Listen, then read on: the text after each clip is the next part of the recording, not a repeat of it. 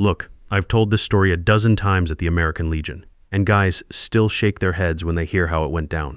Shane Coleman stood up at that conference table like he owned the place, which technically he did, being the CEO's son and all. Russell, your position is no longer needed. HR will meet you downstairs. I'm sitting there with my security briefing folder still warm in my hands, having just finished presenting the infrastructure assessment for our $2.8 billion Red Sea deal with the Saudis. Every set of eyes in that room was staring at me like I'd grown a second head. Name's Russell Kane, by the way. I'm 54, been doing international logistics for defense contractors for the past 16 years. Until that moment, I was Senior Director of International Logistics at Coleman Defense Solutions. But that title doesn't tell you the real story. See, I was the guy with Pentagon Level 3 security clearance for Saudi operations, the only one in that building who could handle classified supply chain stuff that keeps American interests secure over there. When things got stuck in red tape or some cultural issue went sideways, they called me. Not because I was the smartest guy in the room, but because I'd been there, done that, and had the relationships to fix it. 16 years of this work. Midnight calls from Pentagon officials, navigating bureaucracy that would make your head spin, handshake deals that lawyers couldn't touch. I'd pulled their bacon out of the fire more times than I could count, and my reward, getting fired in front of our biggest client. Want to know the kicker? Just a week before, Shane had pulled me aside after one of our late strategy sessions. You'll be right there next to me for the signing, Russell. This is going to be historic for the company. I believed him. After 16 years, I figured loyalty went both ways. Shows you how much I knew. Shane Coleman arrived at Coleman Defense about 18 months ago, right around my 14th year with the company. Fresh Wharton MBA, 31 years old, with one of those resumes that makes board members get all excited. Daddy's boy, obviously, but he had the credentials to back it up. From day one, he was brought in to modernize our international ops. What that meant, I found out pretty quick, was getting rid of anything he couldn't put in a spreadsheet. Military relationships, old-fashioned, security protocols, inefficient. The personal connections that had kept our Middle East business running smooth for over a decade. Just unnecessary overhead. I remember the first team meeting after he arrived. He's got this PowerPoint presentation about digital transformation and streamlined processes. Half the slide deck was about eliminating redundant human touch points in favor of automated systems.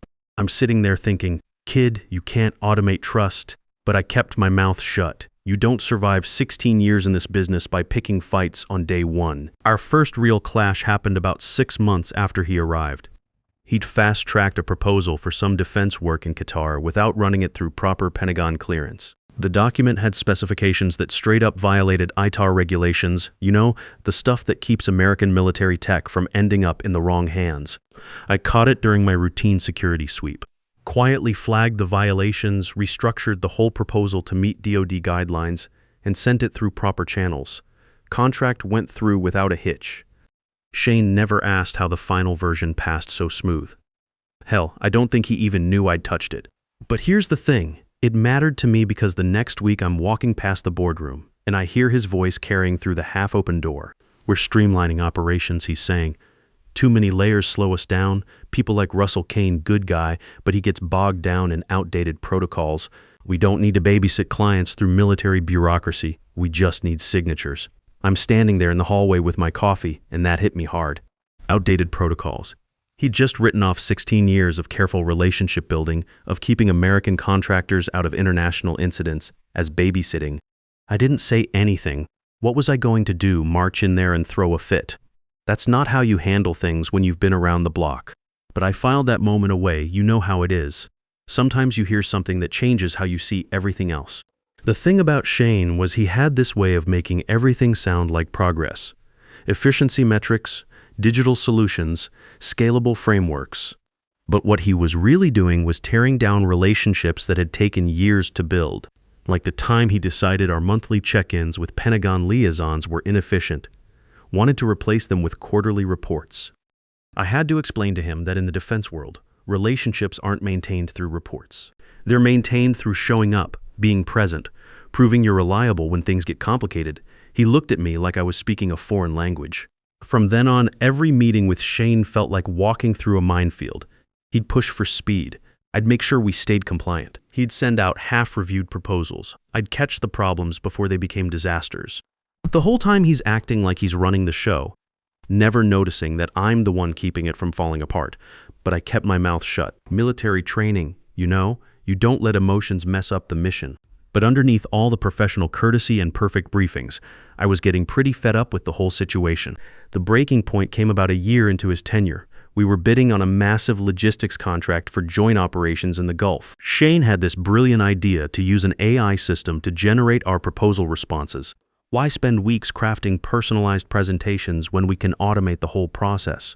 I tried to explain that our Saudi partners expected certain protocols, certain acknowledgments of our shared history. That wasn't inefficiency, that was respect. But he was convinced his digital solution was the future. The AI-generated proposal was technically accurate, but completely tone-deaf. It read like a form letter. No acknowledgement of our military partnership, no understanding of the cultural significance of the project. I knew it would be dead on arrival, so I did what I always did. I quietly rewrote the sections that mattered, added the proper references, included the acknowledgements that would signal respect, sent it through under his name. We won the contract minus $1.8 billion over 3 years. Shane took full credit, of course. Gave a presentation to the board about how his innovative approach had secured the biggest deal of the quarter. Never mentioned my rewrites, never acknowledged that his original version would have been rejected in the first meeting. That's when I started keeping copies of everything. By the time the Red Sea Infrastructure Initiative hit the final stage, we were talking about serious money, $2.8 billion on the line, spread across defense, logistics, infrastructure development, joint security operations, complex stuff that takes months to set up, right? I'd been involved in every step, not because my job description said so, but because without my Pentagon clearance, the deal literally couldn't happen.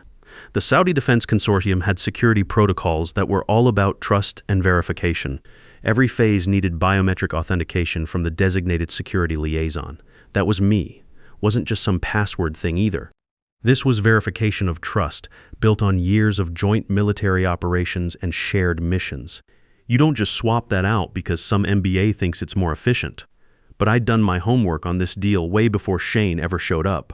See, I'd been working with General Omar al-Rashid for years.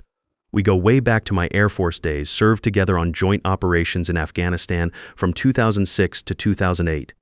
Built the kind of trust you only get when you've watched each other's backs in dangerous situations. Now he's running the Saudi Defense Consortium. And when Coleman Defense landed this contract, it was because of our relationship, not some fancy proposal. I remember the first time I saw Omar after his promotion to general. This was about 3 years ago at a defense contractor conference in D.C.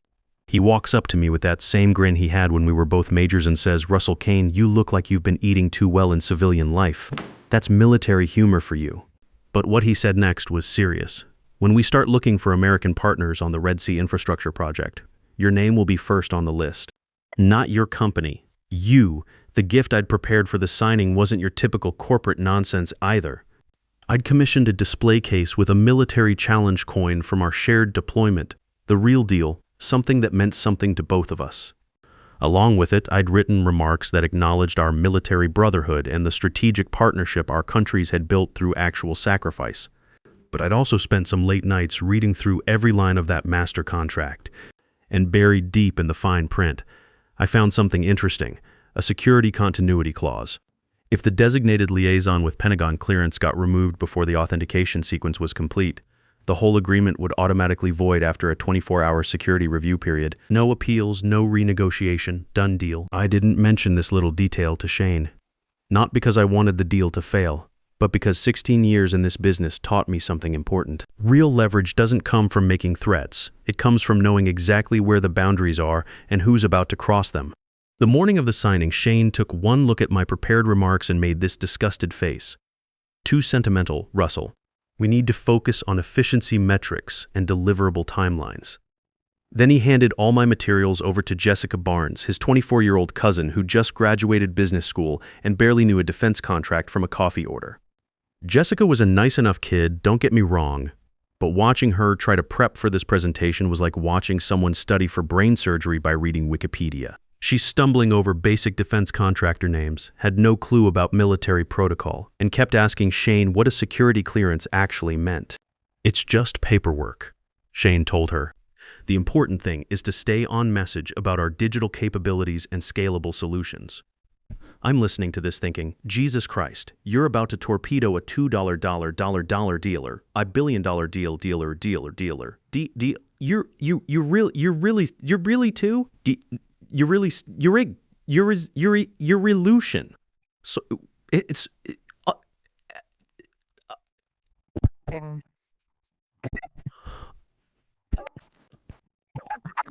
I'm ner I'm loof I'm loof I'm loof.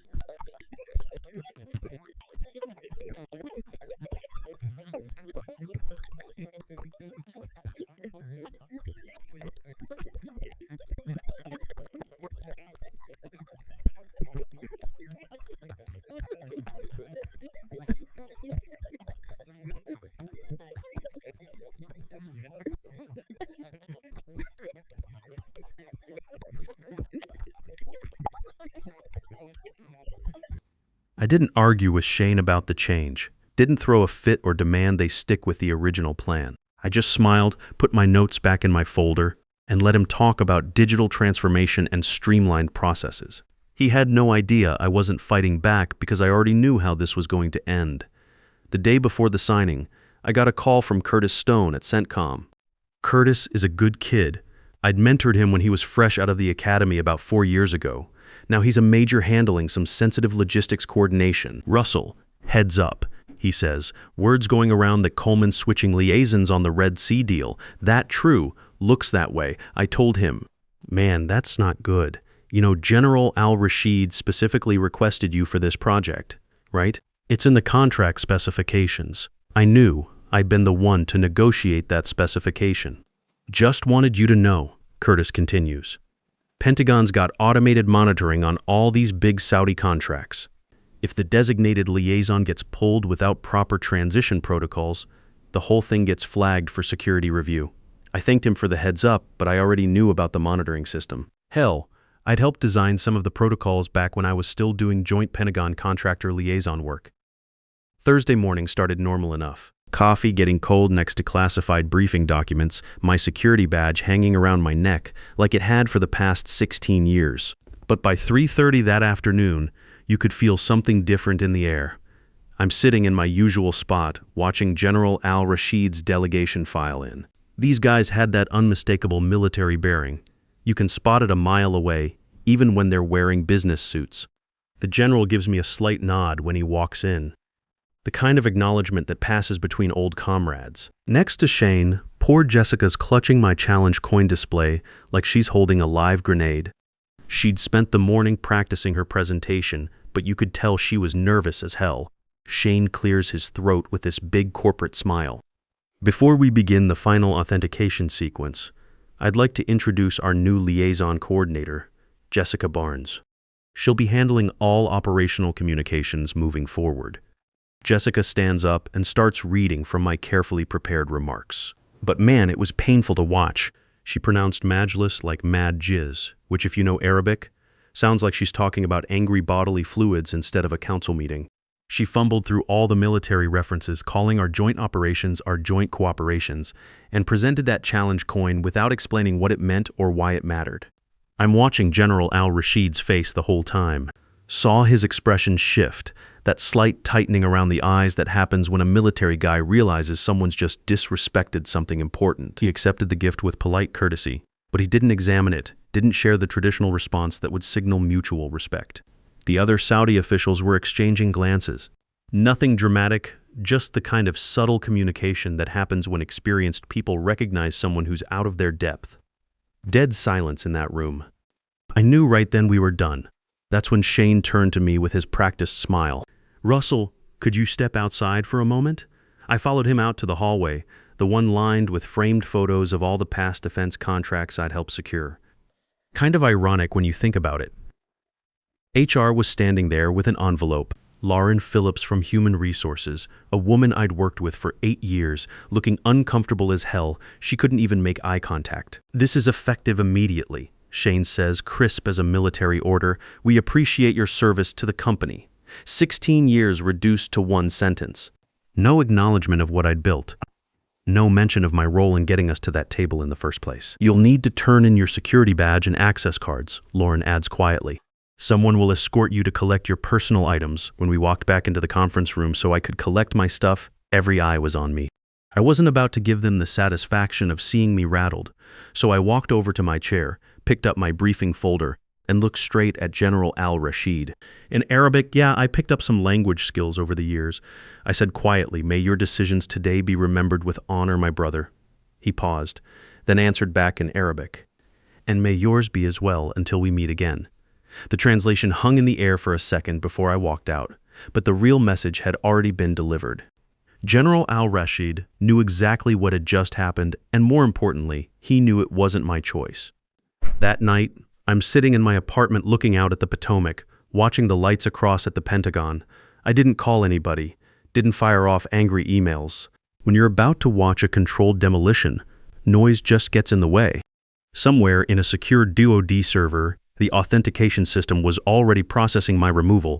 See, my security clearance had been hard-coded into that Red Sea agreement as the primary liaison. When HR deleted my access that afternoon, it wasn't just some employee record disappearing from their system, it was a trigger. At 8:47 p.m., my secure phone buzzes with an encrypted notification. One line, "Primary clearance removed, Security Protocol 7 engaged." 24-hour review initiated, Protocol 7 minus, that's Pentagon speak for immediate suspension of all classified operations until a replacement liaison with equivalent clearance gets verified and approved by DoD oversight. Given how specialized the Red Sea project was, that process would take months if it happened at all. I set the phone down and poured myself a bourbon. This wasn't some dramatic revenge fantasy, no grand speeches or public humiliation. This was just a quiet, inevitable consequence written right into the security framework they'd been so eager to ignore. Around 9:15, another message came through. This one from Curtis Stone at CENTCOM. 3 words, "Tomorrow gets interesting." I read it twice, then powered the phone off. You know what real control is? It's understanding which dominoes are already falling and having the discipline to just let them hit the ground. Next morning, I'm at my kitchen table reading the news over coffee when it started, 9:30 a.m. Saudi Defense Consortium withdraws from 2.8b agreement citing security protocol violations.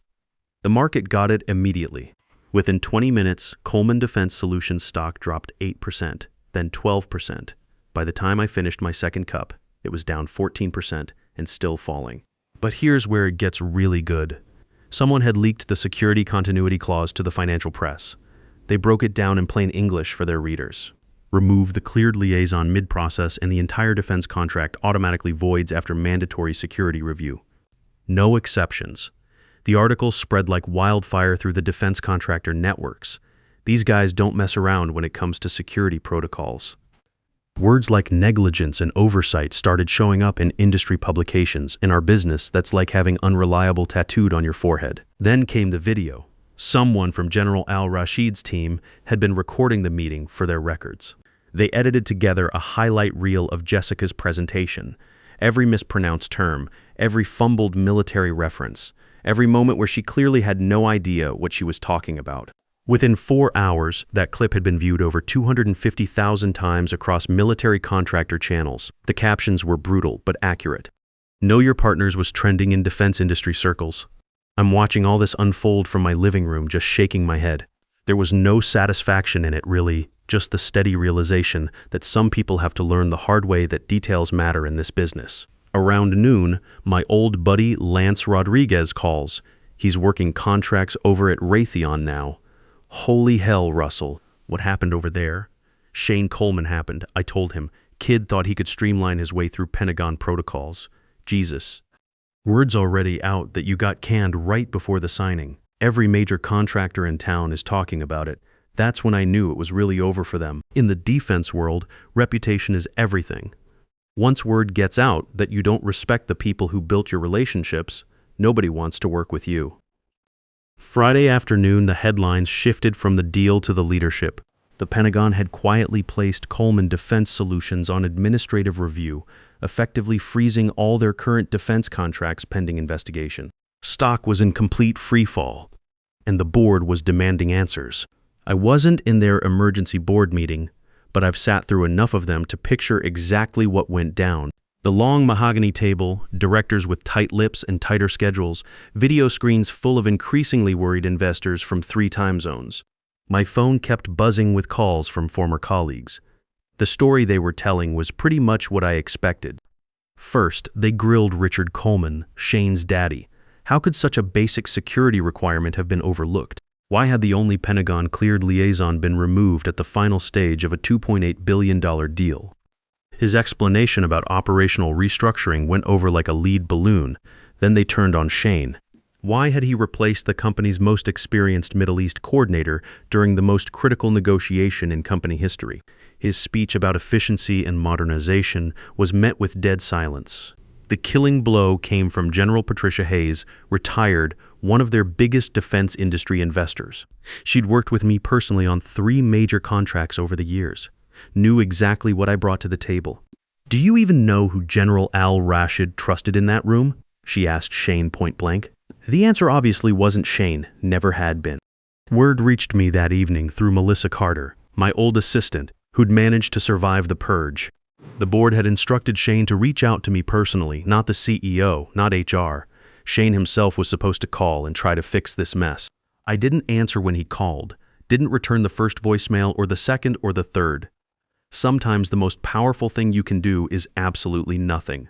By Monday morning, everything changed again, but this time it was my phone ringing with good news. The invitation came through a secure courier Monday morning. Heavy paper, official Department of Defense letterhead, the kind that makes you straighten up just holding it. General al-Rashid's office wanted to see me in Crystal City Tuesday at 10 a.m. I arrived 15 minutes early at their office complex. The reception area was all polished granite and understated class. The kind of place that whispers serious money without shouting about it. The receptionist, a retired Marine with the bearing to prove it, greeted me like he was talking to a fellow professional. They led me into a conference room where General al-Rashid was waiting with 2 senior partners I knew from our joint operations days. Colonel Wesley Palmer, retired, and General Patricia Hayes, retired, the same General Hayes who'd been asking the tough questions at Coleman's board meeting. Russell, the general said, standing to shake my hand, still had that command presence even in a business suit. We'd like you to join us as Senior Strategic Advisor for our North American defense operations. I listened as they laid out the offer. Base salary was $240,000, nearly double what I'd been making at Coleman Defense. There'd be 120,000